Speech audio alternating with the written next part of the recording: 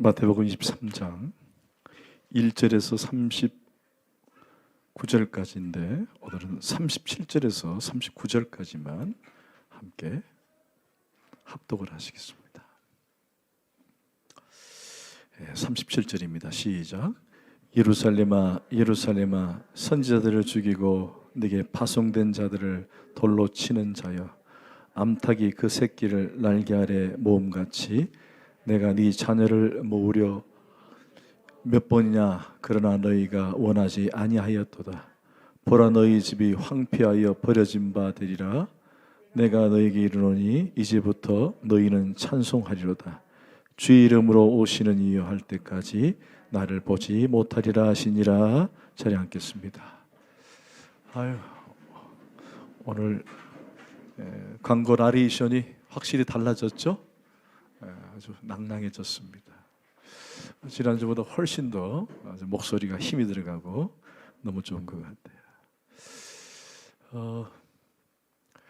7월에 사역이 많죠? 상당히 많습니다.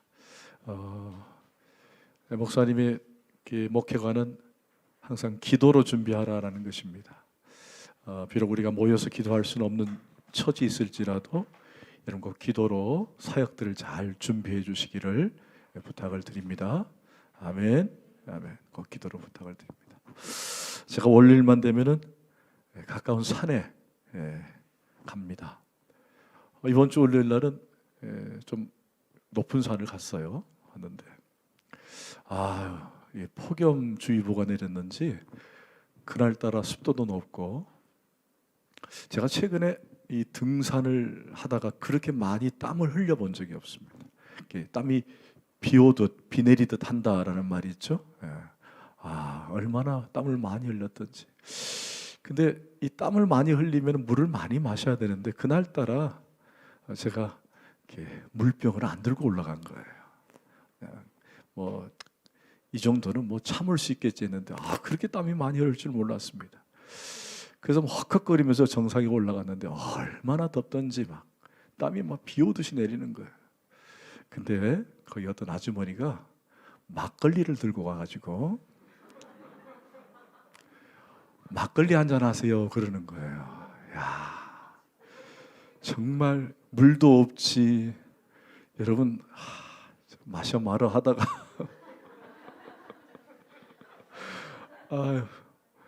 또 제가 하나님 앞에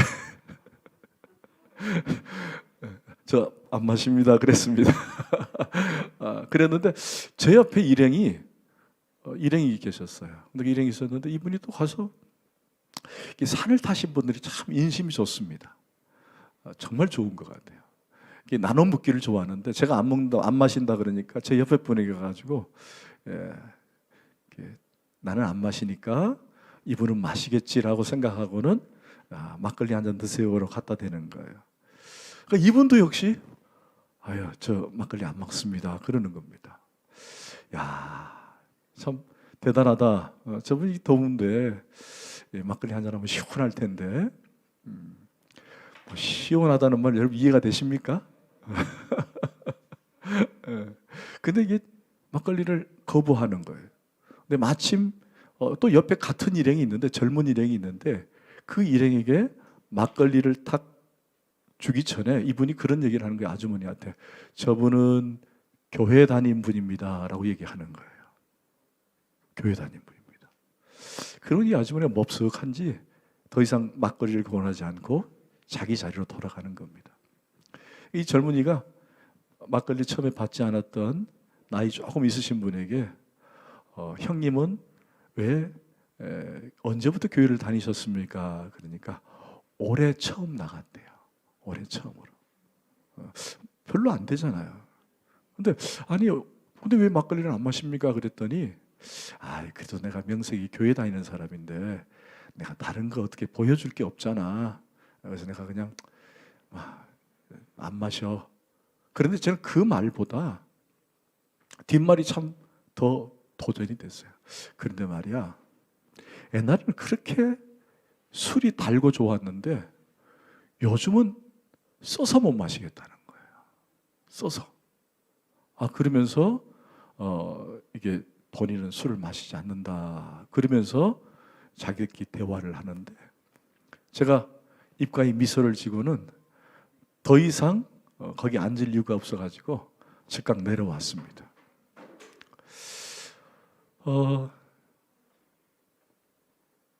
여러분 혹시 오해를 하지 마세요.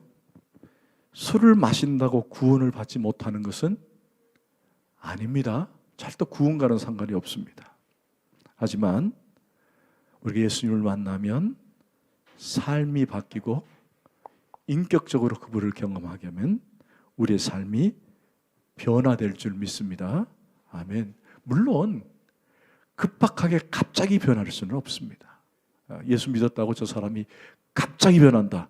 그건 이상한 사람이에요. 처음 예수를 갑자기 교회에 나왔는데 저 사람이 마치 막 오랫동안 신앙생활처럼 막 행동한다. 그러면 그 사람은 유심히 볼 필요가 있다 그랬죠, 제가. 저분은 처음 예수 믿는 게 아니라 이단이거나 아니면 뭔가 문제가 있는 사람일 수 있는 거예요. 저는 그래요. 예수를 처음 믿으면요, 절대로 갑자기 변하는 건 없습니다. 그래서 목사님은요, 기다려주고 또 기다려줘요. 그러나 성경에도 말하는 것처럼 너희 구원을 이루어라라는 말은 구원의 불안정성을 얘기하는 게 아니라 구원의 과정을 얘기하는 거예요. 구원을 이루어 가라라는 말은 구원이 불완전하기 때문에 너희들이 중간에 구원받을 수 없다. 그래서 구원을 이루어 가라. 그런 뜻이 아니라 여러분이 뭐라고요? 구원의 과정을 통해 여러분들이 성장하고 성숙하기를 원하시는 거예요. 그것을 따라합시다. 성화의 과정. 그렇죠. 누구나 다 있는 거예요. 저도 있고 여러분들도 다 있는 거예요. 그래서 처음부터 예수를 믿었으니까 이제 저분이 완벽하게 바뀌고 뭐 술도 멀리하고 노름도 멀리하고 뭐 새로운 삶을 살고 그렇게 바라지는 않습니다. 그러나 하나님이 원하는 삶은요, 이런 성화의 과정을 통해서 삶이 변해요. 그래서 가장 중요한 것은 그분을 인격적으로 만나는 것이 우선입니다. 인격적으로 만나면요, 그분의 삶이 변하게 돼 있는 거예요. 여러분, 예수 믿는 사람들이, 교회 다니는 사람들이 많은 세상 사람들에게 당신이 교회를 다닙니다, 당신이 믿음 생활 하십니까? 라고 할 때 여러분들 뭘로 증명하십니까? 뭘로 보여주세요? 밥 먹을 때 기도하는 거? 물론 그건 당연합니다. 그러나 세상 사람들과 우리와 다른 차이점은 뭐예요? 그렇죠. 바로 삶의 변화입니다. 삶의 변화. 그리스도를 인격적으로 만나고 그리스도를 바르게 만나면은 그 사람은 삶이 변화를 받게 되어 있다는 거예요. 그래서 언어가 바뀌고 행동이 바뀌고 삶이 바뀌게 되어 있다는 것입니다. 오늘 우리가 광고 시간에도 그런 말씀 드렸지만은 이제 목사님이 우리 교회에 침례탕이 없으니까 은혜 침례교회 침례탕을 저희들이 빌려서 침례를 합니다. 그런데 만약에 당일날 24일날 침례 받겠습니다 하면은 그게 이제 문제가 돼요. 그래서 미리 신청자를 받고 그리고 이제 한 명만 돼도 이제 침례를 받기 때문에 은혜교회와 이제 섭외를 하게 됩니다. 여러분, 침례에 여러 가지 의미가 있지만은 그 중에 하나가 뭐냐면은 공동체 앞에서 내가 예수 믿습니다라고 시인하는 거예요. 그게 침례. 침례는 물 속으로 들어가서 나오는 그 놀라운 경험들을 하기도 합니다.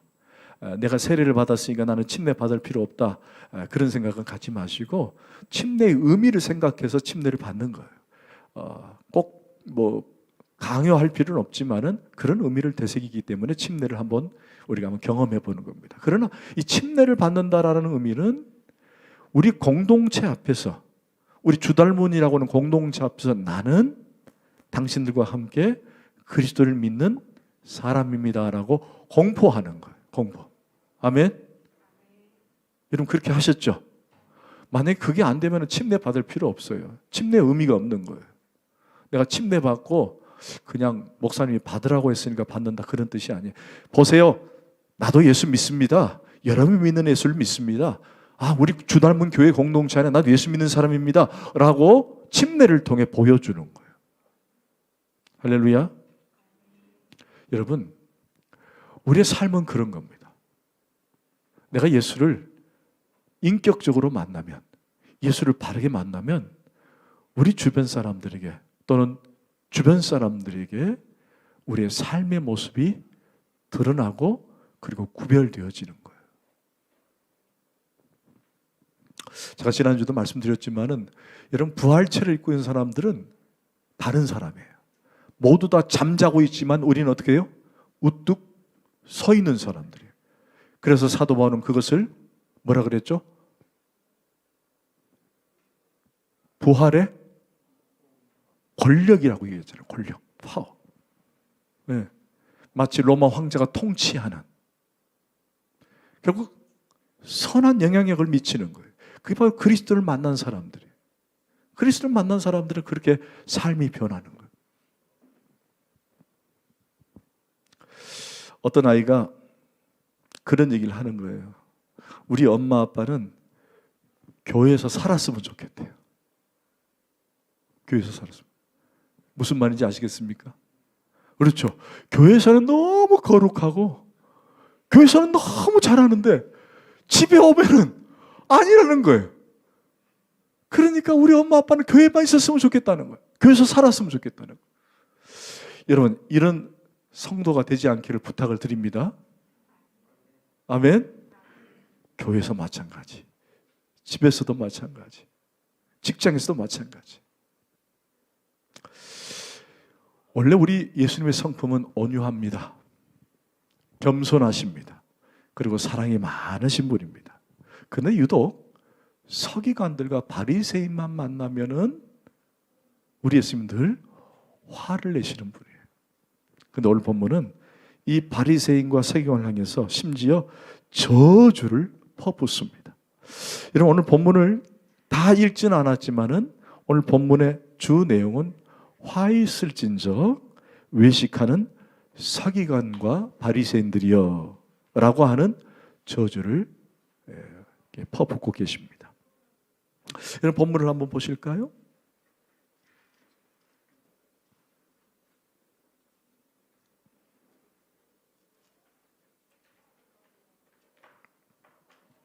여러분, 15절을 한번 보십시다.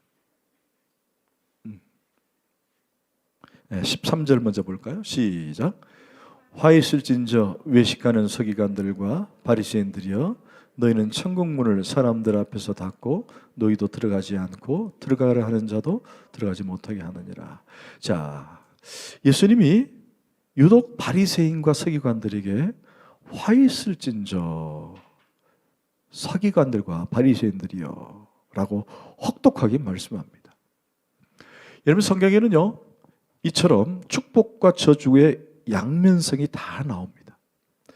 특별히 복과 저주가 함께 나오는 성경이 신명기서입니다.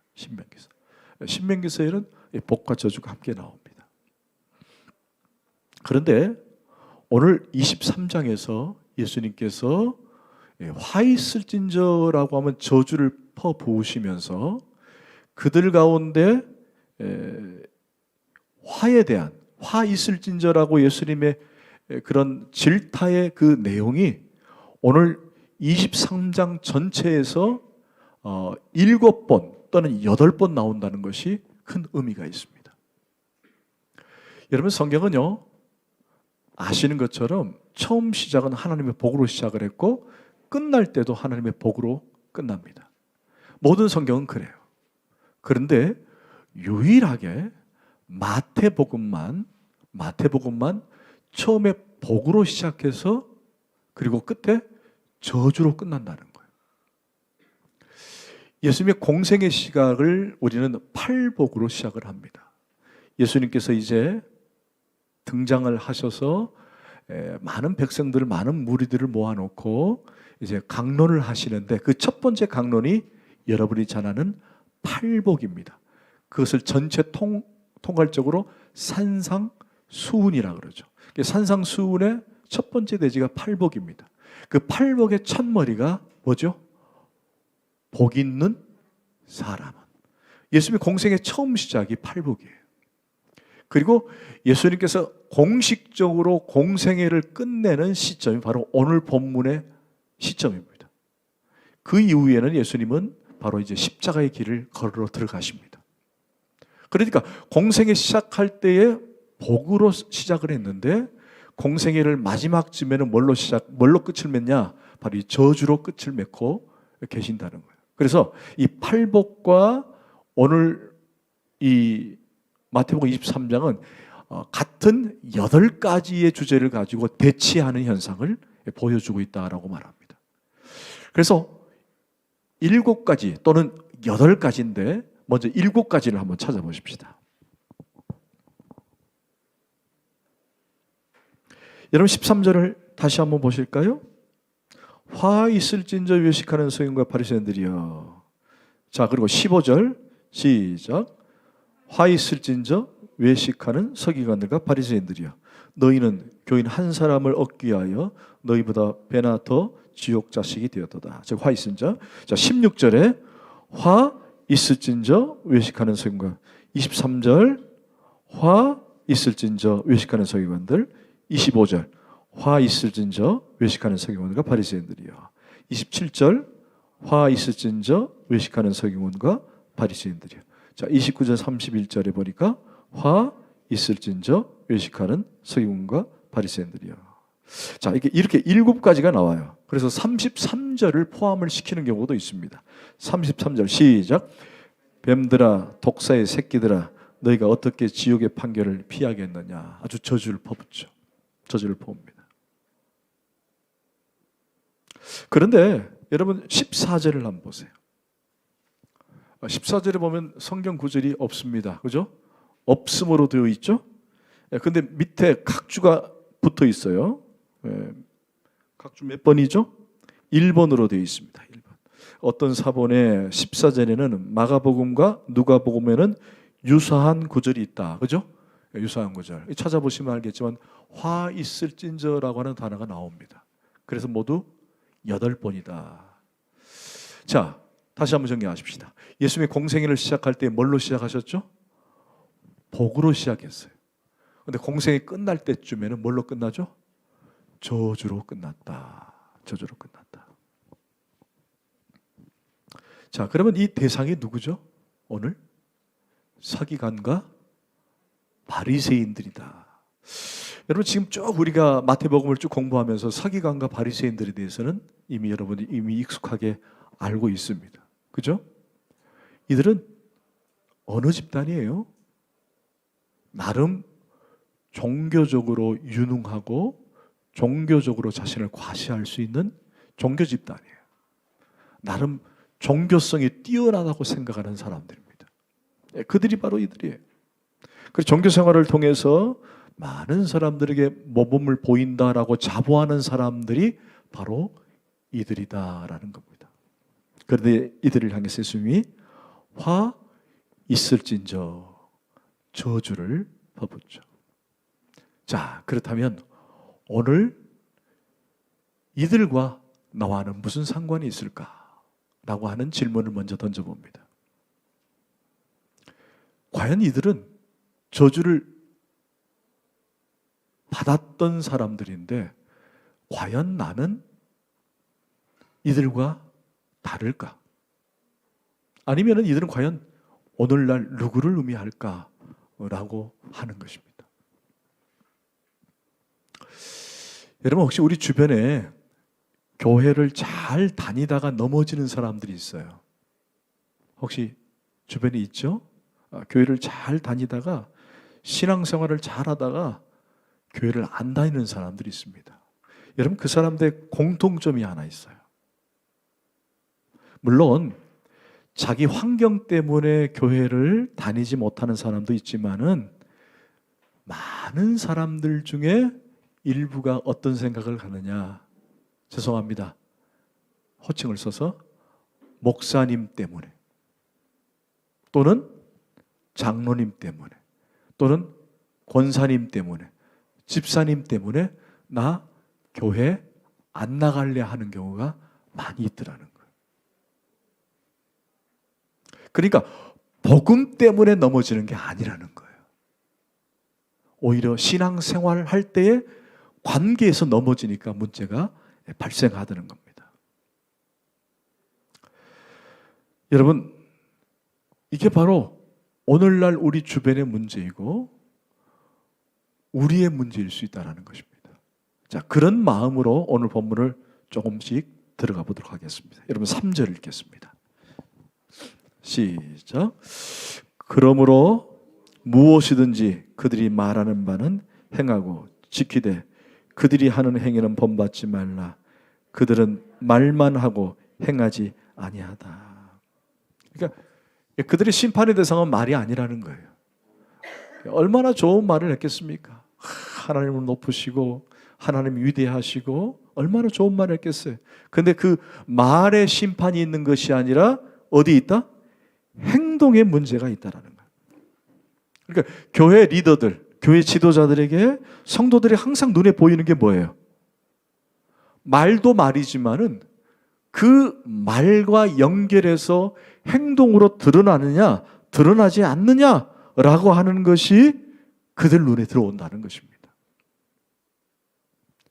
여러분 그렇지 않아요? 우리가 말은 얼마나 잘합니까? 말은 너무 잘해요. 말은 잘하는데 행동이 어긋나거나 행동에 문제가 생기면은 사람들로부터 낙심하게 되고 흔들리게 되고 시험에 빠지게 되더라는 겁니다. 여러분 지금 여러분들이 목사님을 보는 관점이 우리 목사님은 참 설교를 잘하시고 본문을 참 해석을 잘해 주셔. 그래서 여러분들이 목사님을 존경하십니까? 아니면 목사님이 참 설교도 잘하시지만 그분의 삶은 설교적 삶이야 라고 하기 때문에 존경하십니까? 이것도 저것도 아니십니까?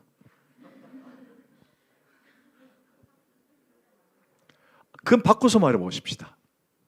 제가 설교를 아주 멋들게 잘하는데 나가서 여러분들이 눈에 보기에 삶이 영 엉망이야. 목사님이 설교는 정말 못해. 그런데 삶이 너무 멋있어. 어떤 분을 더 존경하시겠습니까? 전자입니까? 후자입니까? 이왕이면 설교도 잘하고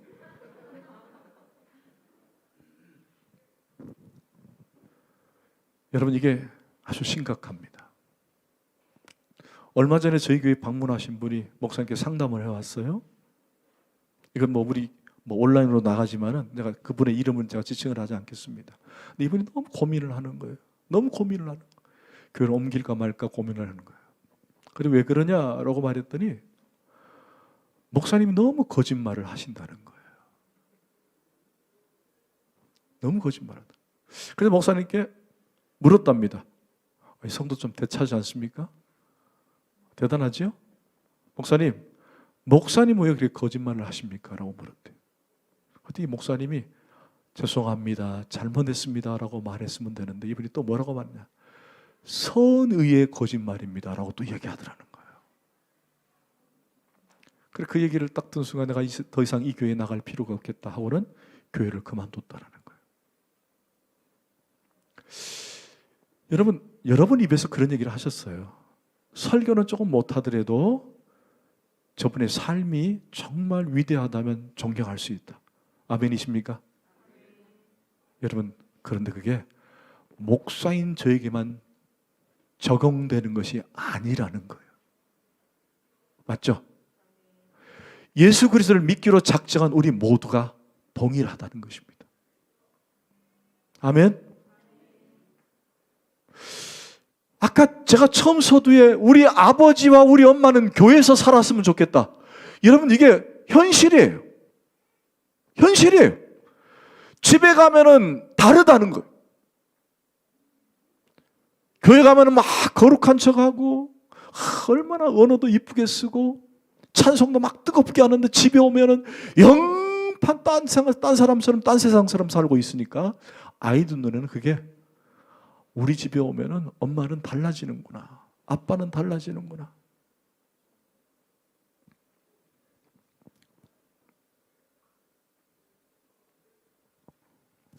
여러분이 방금 제가 엑사이즈 예를 들었을 때 여러분들은 전자후장가를 여러분이 지목하겠습니다. 그렇죠? 그렇다면 묻겠습니다. 여러분은 그리스도 안에서 인격이 변하고 삶이 변해서 하나님 보시기에 사람 보시기에 사랑받고 존경받는 자들이 되기를 축원합니다. 아멘.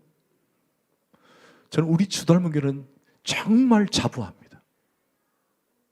정말 그런 분들이 너무 많은 것 같아요. 교회 생활과 세상의 삶이 거의 똑같다라고 저는 자부합니다. 그래서 저는 여러분을 칭찬하고 싶어요. 우리 옆에 사람에게 칭찬합니다. 칭찬합니다. 참 잘하고 계십니다. 아멘.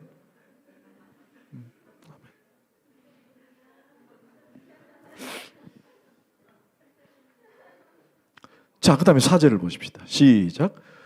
또 무거운 짐을 묶어 사람의 어깨에 지우되 자기는 이것을 한 손가락으로도 움직이려 하지 아니하며. 그러니까 이런 예예요. 제가 여러분들에게 기도하십시오. 말씀 보시고 하루에 3번 이상 기도하시고 금식하시고 이러면 그렇게 하셔야 돼요. 안 하면 혼납니다. 그리고 자기는 안 하는 거예요. 여러분들이 그 얘기를 듣고 나면 집에 가면 항상 무슨 생각이에요? 목사님이 금식하라 그랬지. 기도 3번 하라 그랬지. 그러니까 안 하면은 죄 진다 그러고 벌 받는다 그러니까 억지로 끌려서 하는 거예요. 지금 이때가 이런 거예요. 여러분, 혹시 지금 말씀을 들으면서 시험 든 분은 없으시죠? 시험 들으면 안 됩니다. 저거 내보고 내 들으라고 얘기하는 것 같은데. 여러분, 제가 정말 걱정이에요. 제가 정말 그래서 오늘 이번 주 기도 많이 했어요. 본문에 나와 있으니까 하는 얘기입니다. 목사님이 나를 알고 저렇게 본문 설교를 하시나 이러면은 영 곤란합니다. 여러분 생각해 보세요. 제가 여러분에게 막 짐을 주고 그렇게 안 살면 죄 짓고 벌 받고 하면 여러분들 삶이 어떨 것 같아요? 룰루랄라? 항상 무거운 짐을 지고 여러분 가지 않겠습니까? 죄송합니다. 저는 처음에 신앙을 그렇게 생활을 했어요. 처음에 예수 믿을 때 매일 자리에 앉아 있으면은 너 돈 쓰면 안 돼. 너 바른 말을 해야 되고 너 기도 생활을 어떻게 해야 되고 매일 그냥 무거운 짐을 막 줘줬어요. 그러니까 한 발짝을 딱 떼면은 내가 죄 짓는 것 같아. 그럼 돌아서서 또 교회 와서 막 회개하고. 내 삶은 없고 매일 그 죄에 시달렸던 사람이었어요. 여러분, 오늘 여기에 무거운 짐을 묶고 사람의 어깨에 지우되 자기는 이것을 한 손가락도 움직이지 않는다. 그래서 예수님께서 제가 지난주에 말씀드렸죠. 수고하고 무거운 짐자들아 다 내게로 오라. 이들이 지어진 율법의 무게를 가지고 견디지를 못하니까 예수님께서 내게로 오라. 내가 너희를 쉬게 하리라. 나의 멍에를 지면 가벼울 것이다. 할렐루야. 무슨 말입니까? 남들은 그렇게 살라고 말하면서 나는 그렇게 안 산다는 거예요. 그건 주님이 원하지 않는 거라는 겁니다. 여러분, 베드로서 5장 3절을 한번 보십시다. 자, 시작.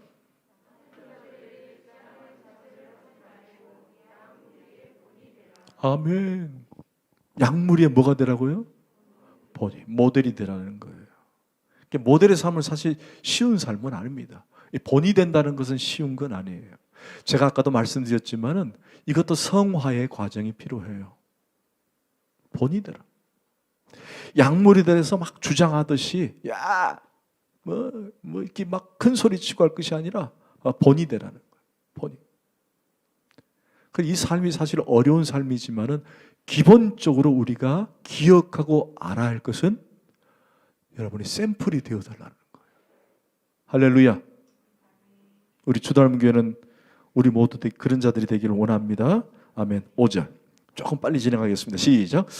그들의 모든 행위를 사람에게 보이고자 하나니 곧 그 경문띠를 넓게 하여 옥수를 길게 하고. 자, 먼저 한번 본문의 배경을 잠깐 보고 넘어가시겠습니다.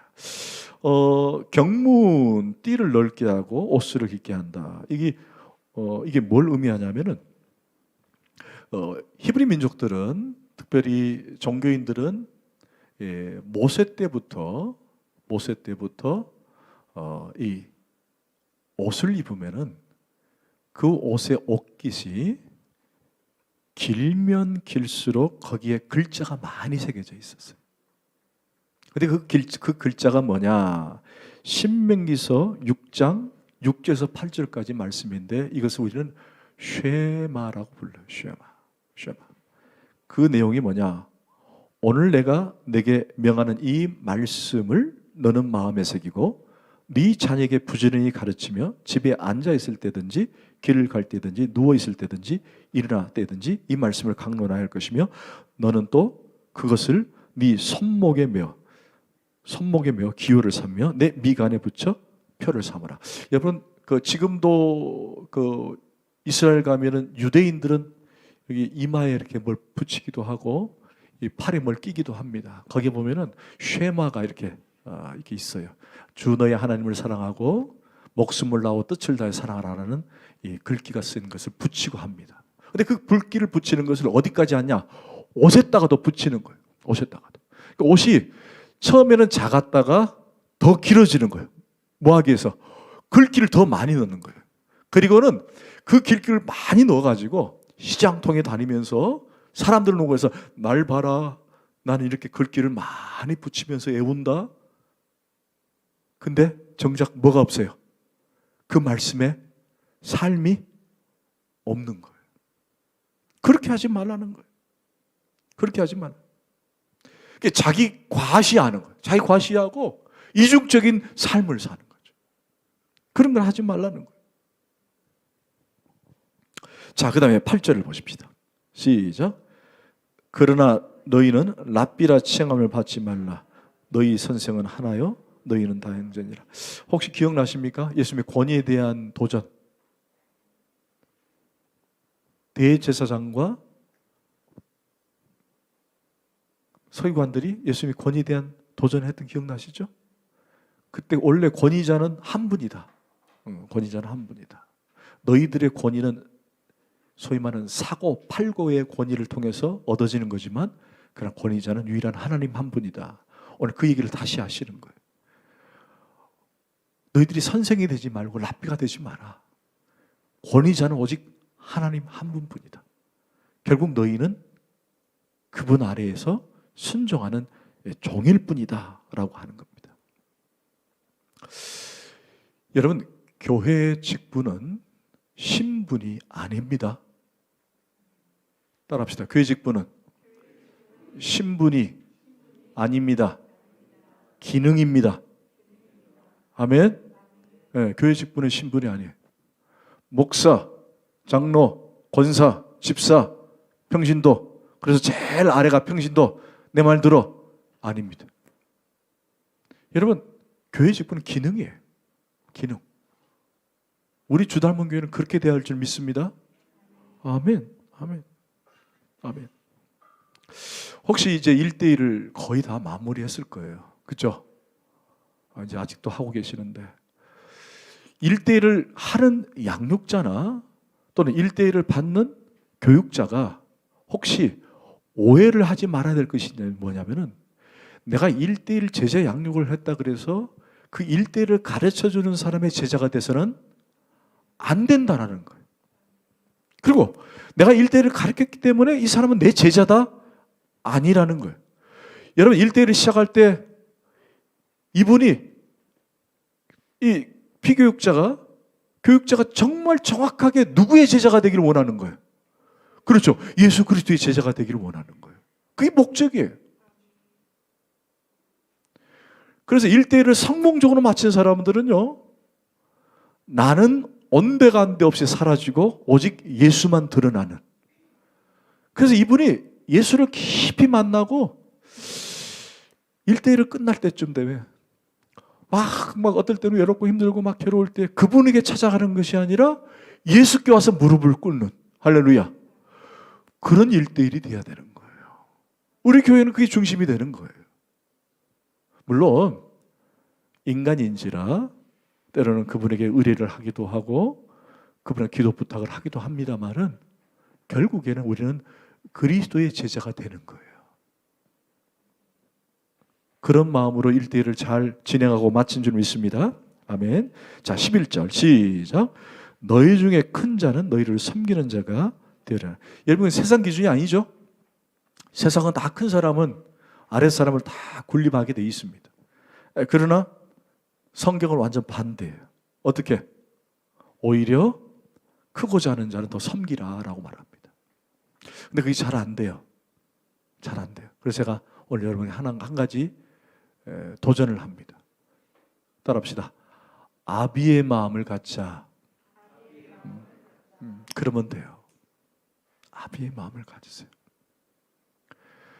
아비의 마음은요, 무조건 섬기고 주는 거예요. 여러분, 우리 이제 권사님도 계시지만은 물론 인간이라 그런 마음은 있죠.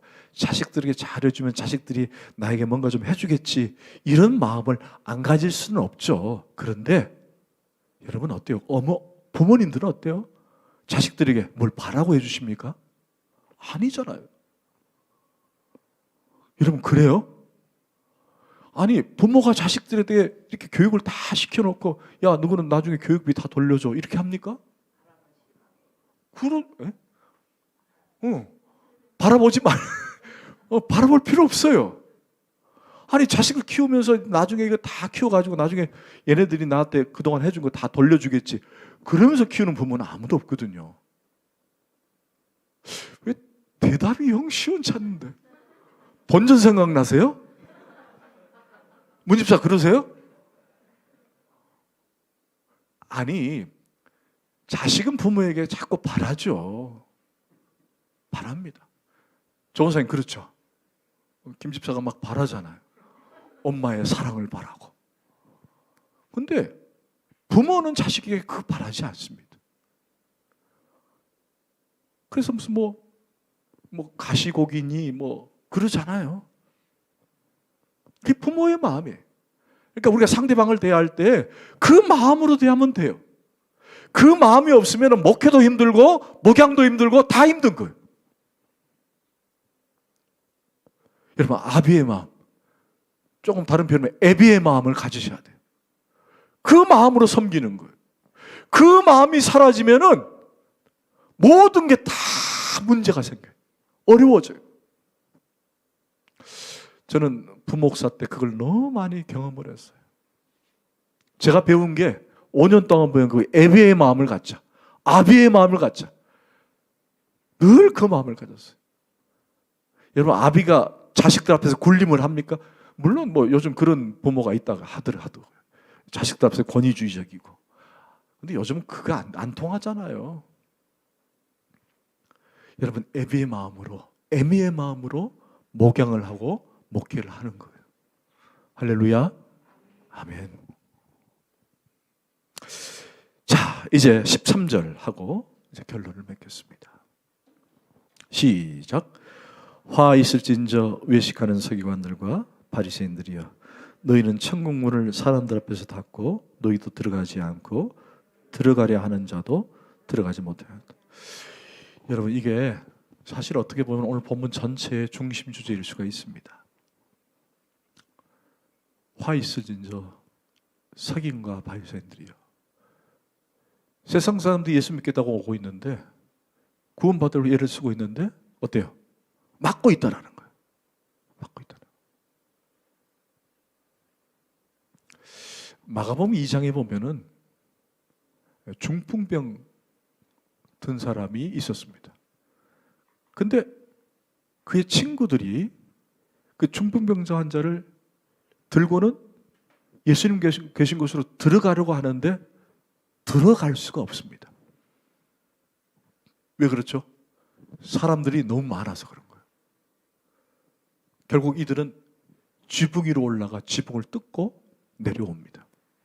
예수님께 발견이 되죠. 이건 일종의 해학적 언어라고 얘기합니다. 해학적 언어. 친구들을 데려와서 교회를 들어왔는데 사람 때문에 예수님을 못 만나고 도망가는 사람이 있더라는 거예요. 있어요, 없어요? 전도를 잘 해왔는데 다른 성도 때문에 나 그 교회 가기 싫어 라고 구원을 못 받는 경우가 있더라는 거예요. 여러분, 이것 때문에 많은 사람들이 얼마나 힘들어하는지 모른다는 거예요. 있을 수 있습니다.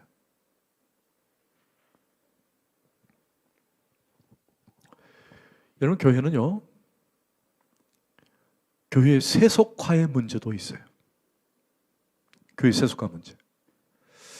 우리가 교회가 막 부흥 시기가 60년, 70년, 80년, 90년대에 막 부흥을 했거든요.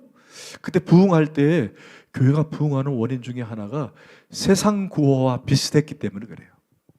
여러분, 70년대, 80년대는 구호가 뭐죠?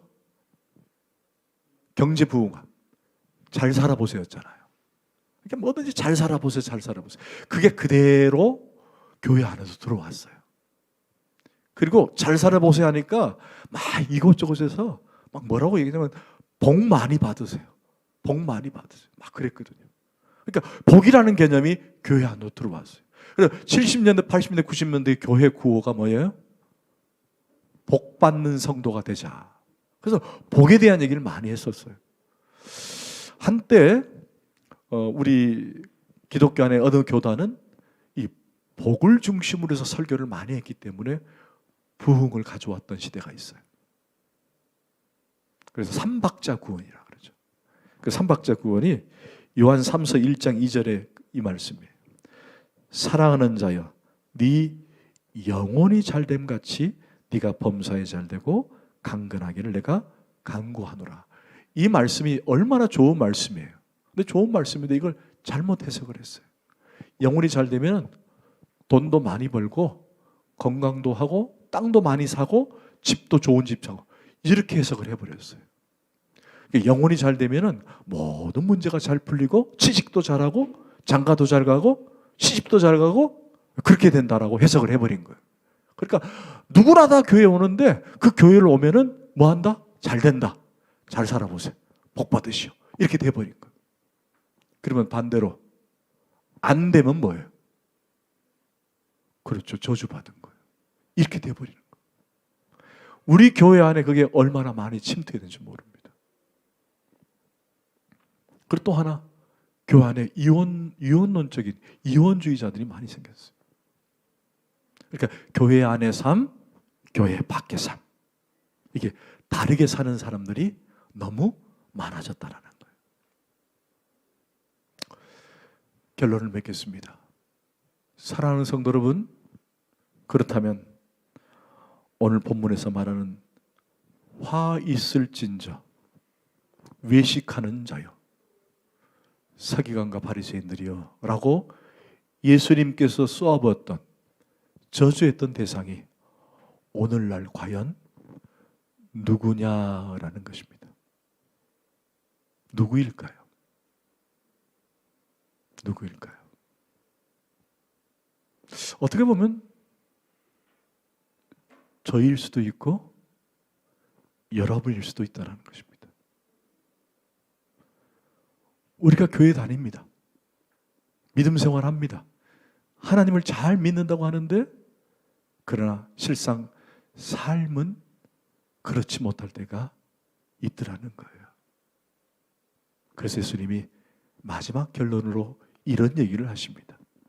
여러분 37절 39절 시작. 예루살렘아 예루살렘아 선지자들을 죽이고. 자, 여기 예루살렘아 예루살렘은 의인화시킨 거예요. 누굴 말하죠? 이스라엘 백성들을 말합니다. 예루살렘아 예루살렘아 선지자들을 죽이고. 시작. 네게 파송된 자들을 돌로 치는 자여 암탉이 그 새끼를 날개 아래에 모음같이 내가 네 자녀를 모으려 한 일을 몇 번이더냐. 그러나 너희가 원하지 아니하였도다. 보라 너희 집이 황폐하여 버려진 바 되리라. 예, 이게 무슨 말입니까? 결국 저주의 저주에 결국 심판을 내리겠다라고 결론적으로 말씀합니다. 자, 그런데 오늘 본문을 마치면서 조금 찜찜한 본문이 하나 나와요. 이걸 해석을 못 해주면 오늘 본문은 마치 저주로 끝나는 것 같아요. 39절입니다. 시작. 내가 너희에게 이르노니 이제부터 너희는 찬송하리로다. 주의 이름으로 오시는 이여 할 때까지 나를 보지 못하리라. 여러분 39절 앞에까지 38절까지는 예수님께서 저주를 부으셨거든요. 그죠? 화를 내신 거거든요. 근데 갑자기 39절에 가가지고 이제부터는 너희는 찬송하리로다 얘기합니다. 영 끝내기가 영 그렇잖아요. 이게 뭘까? 이게 앞뒤가 맞지 않는 것 같아요. 오늘 본문의 내용이. 그래서 이게 혹시 마태가 기록을 했지만은 중간에 누가 이걸 살짝 끼워 넣었나 이렇게 오해할 수가 있을 것 같아요. 여러분 그렇게 느끼시지 않아요? 지금까지 막 저주를 8번이나 막 내리시고 마지막에는 막 다 황폐할 것이다. 예루살렘아 너희들은 망할 것이다. 막 해놓고 이제 너희는 찬송할 것이다. 갑자기 저주에서 축복으로 메시지가 끝나니까 이게 조금 좀 이해가 안 되는 본문일 수 있습니다. 그런데 마태는 어떤 의도를 가지고 이 본문을 기록했는데 그 의도의 출처가 어디냐? 그게 바로 시편 118편입니다. 여러분 시편 118편 21절 22절을 한번 보십시다. 시작. 주께서 내게 응답하시고 나의 구원이 되셨으니 내가 주께 감사하리이다. 건축자가 버린 돌이 집 모퉁이에 모릿돌이 되었나니. 어디서 많이 봤죠? 잠깐만. 여러분 건축자의 버린 돌이 집 모퉁이에 머릿돌이 되었다. 이게 누구를 말하는 거예요? 그렇죠. 예수님. 여러분 베드로전서에 나옵니다. 2장 7절 말씀 시작. 그러므로 믿는 너에게 보배이나 믿지 않은 자들에겐 건축자의 버린 그 돌이 모퉁이에 머릿돌이 되고. 누굴 말하는 겁니까? 예수 그리스도. 여러분 제가 이 설명을 했죠. 이스라엘 백성과 우리나라가 짓는 그 건축 구조는 다릅니다. 우리나라는 다 건물을 짓고 난 다음에 머릿돌을 세우죠. 그죠? 그러나 이스라엘 백성들은 머릿돌을 먼저 세우고 그리고 건축을 다 끝을 냅니다. 그러니까 이 머릿돌은 처음과 끝이에요. 여러분 처음과 끝이 누구예요? 알파와 오메가. 나는 처음이요 나중이다. 누굴 말해요? 예수 그리스도. 예수 그리스도를 말하는 거예요. 예수 그리스도. 자, 그분 앞에 시편 기자는 또 이렇게 노래합니다. 23절 26절 시작. 이는 여호와께서 행하신 것이요 우리 눈에 기이한 바로다. 이날은 여호와께서 정하신 것이라. 이날에 우리가 즐거워하고 기뻐하리로다. 찬송하는 거예요.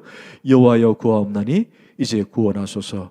여호와여 우리가 구하옵나니 이제 형통하게 하소서.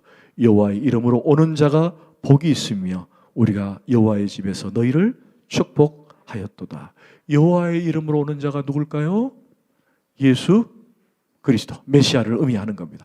이렇게 찬송하게 될 것이라는 것이 마태복음의 마지막 39절의 내용이에요. 이 찬송을 그대로 도입해서 너희들이 찬송하게 될 것이다. 자, 그럼 저를 잠깐 봅시다. 자, 예수님께서 이제 공생애를 거의 끝마칠 쯤에 서기관과 바리새인들을 향해서 저주를 내리셨어요. 그런데 서기관과 바리새인들이 그때 서기관과 바리새인들을 향해서 저주를 퍼부었지만 오늘날 그들과 우리가 다를 바는 없다라는 거예요. 자, 그런데 왜 갑자기 마지막 끝낼 때쯤 돼서 왜 찬양으로 끝냈을까라는 것입니다. 저주와 복이 같이 오늘 본문 안에 내용이 있어요. 근데 가만히 보니까 살짝 뭐가 하나 빠졌어요. 그 중간에 뭐가 하나 개입이 들어가야 되는데 빠졌어요. 그것을 바로 그 다음 장부터 설명하려고 하시는 거예요. 저주와 찬송 가운데 빠진 게 하나 있어요. 그게 뭐예요? 그렇죠. 바로 예수 그리스도의 십자가 사건입니다. 할렐루야. 그러면 다 얘기가 끝났어요. 우리는 원래 어떤 자들이에요? 그렇죠. 원래 우리는 저주받았던 자들.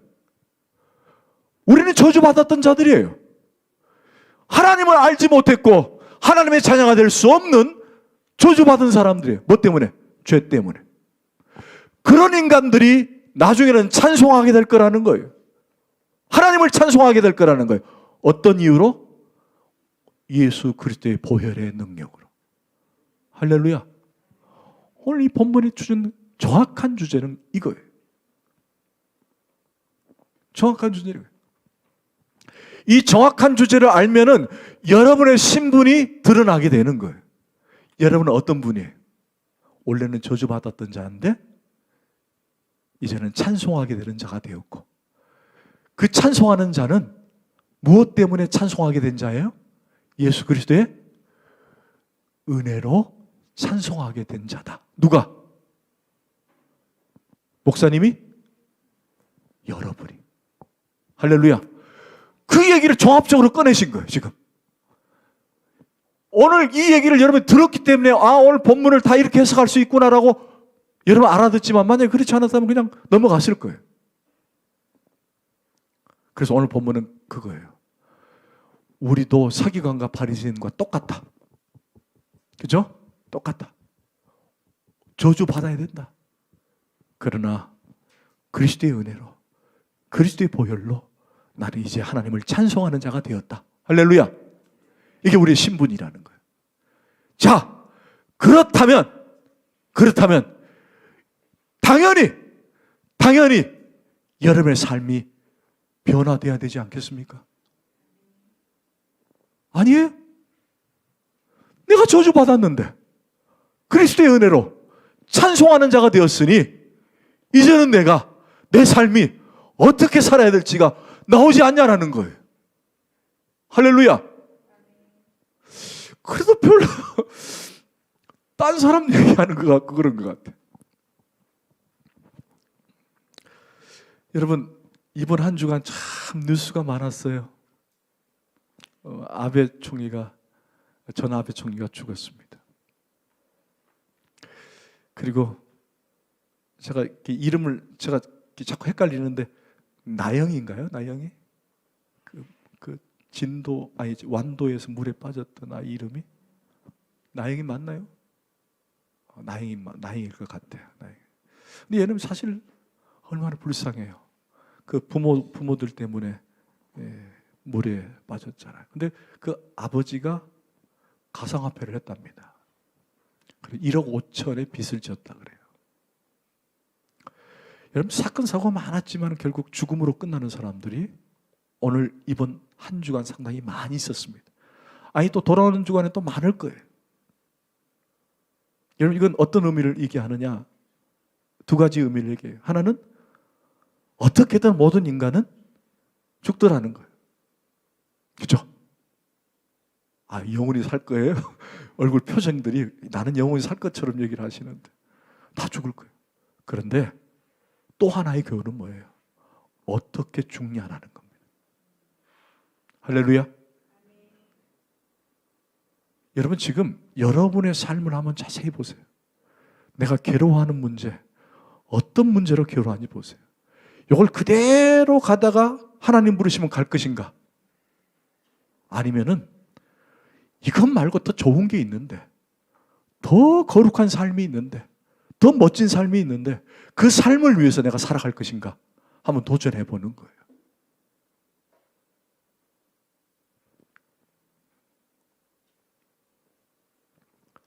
여러분, 사도 바울이라는 사람 아시죠? 사도 바울은요, 신앙생활하면서 너무 많은 고통을 당했어요. 매도 너무 많이 맞았고 죽을 위험이 너무나 많이 찾아왔어요. 그런데 끝내 살다가 복음 전하다 죽을 위기에 있다가 다시 복음 전하다가 끝내 로마에 가서 죽어요. 순교를 하는 거예요. 그런데 그는 끝내 그리스도를 놓지 않았어요. 그리고 그의 삶은 많은 사람들에게 도전이 되었고 존경이 되었어요. 근데 그가 이런 얘기를 했어요. 한번 좀 시간이 갔지만 한번 찾아봅시다. 고린도전서 4장 16절 말씀. 시작. 그러므로 내가 너에게 권하니 너희는 나를 보면. 아주 교만하죠? 이 세상에 어떻게 자기를 본받으래요. 그런데 11장 1절에 이런 얘기를 해요. 시작. 내가 그리스도를 본받아야 된 것 같이 너희도. 아시겠죠? 바울은 나를 본받으라 그러는데 결국 바울은 누굴 본받고 있어요? 예수 그리스도를 본받고 있는 거예요. 왜 그랬을까? 그 고난과 아픔과 괴로움과 핍박 속에서도 그는 늘 누구를 향해 촛대를 맞춘 거예요? 그렇죠. 예수 그리스도를 향해서 본 거예요. 그래서 그분의 메시지, 그분의 성경, 그분의 서신 안에는 모든 내용들은 뭘로 중심할 수 있느냐? 오직 그리스도 안에, in Christ. 오직 그리스도 안에. 그리스도 안에. 내가 살아도 그리스도 안에, 죽어도 그리스도 안에. 그러니까 이 그리스도 안이라는 말은 나는 오직 주님만을 사랑합니다라는 표현이에요. 나는 주님만을 사랑합니다. 주님을 사랑하니까 내가 밖에 나가서 내가 똑바로 살아야지, 내가 바르게 살아야지 고민하지 않아도 되더라는 거예요. 그러니까 오직 초점을 어디에 맞춘 거예요? 예수 그리스도께. 여러분들이 내가 뭘 해야 되겠지, 내가 사람들에게 잘 보여야지, 여러분 그런 고민 안 하고 고민할 필요 없어요. 오직 예수께 초점을 맞추면 자연스럽게 되는 거예요. 자꾸 흔들리고 자꾸 놓으니까 그게 힘든 거예요. 사랑하는 주닮은 성도 여러분, 저를 포함해서 오늘 모든 여러분들은 오직 그리스도만 바라보고 닮아가기를 축원합니다. 오늘 그 그리스도인의 우리의 삶이 기뻐지고 우리 가정이 화목하고 직장이 더 나은 직장이 되는 우리 모두 되기를 간절히 축원합니다. 아멘. 기도합시다. 하나님, 오늘 저주로 시작해서 복으로 끝나는 귀한 성경을 보았습니다.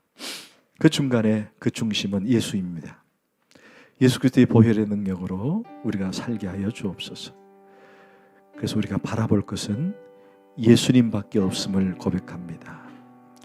세상이 흔들리고 사람들이 나를 속이고 또 우리 환경이 나를 그렇게 만든다고 할지라도 바울이 그리스도를 바라봤던 것처럼 나도 그리스도를 바라보게 하여 주옵소서. 그래서 승리하는 저희들 되게 하여 주옵소서. 예수 그리스도 이름으로 간절히 기도하옵나이다. 아멘.